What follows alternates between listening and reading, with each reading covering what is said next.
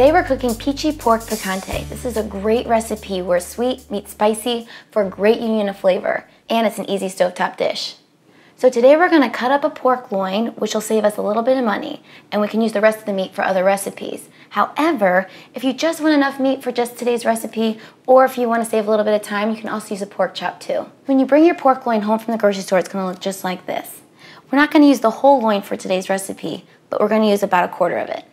So all you have to do is take it out of the packaging. You can use a knife or your kitchen scissors. And then we're going to cut it into chops. So it's going to be just easy slices.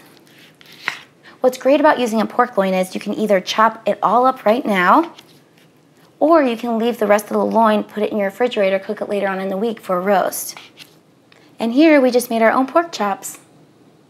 I'm going to take my chops that I've cut from my pork loin. I'm cutting these into 3/4 inch cubes. The size of your cubes is going to determine the cook time when we're cooking them over the stovetop. In Spanish, picante means spicy. Not necessarily hot, but just the use of spices. It doesn't have to be perfect, but you do want kind of universal pieces because you want an average same cook time. Now that my pork loin is cubed, I'm going to add it to my medium mixing bowl.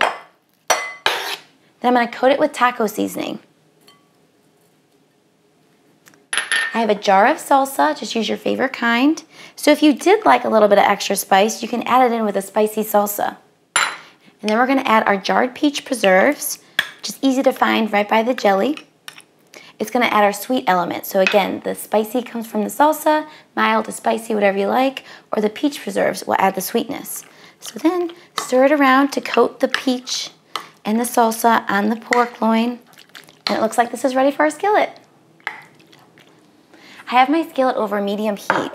There's already a little bit of oil in there, and I love this recipe because now all I need to do is add my pork to my skillet.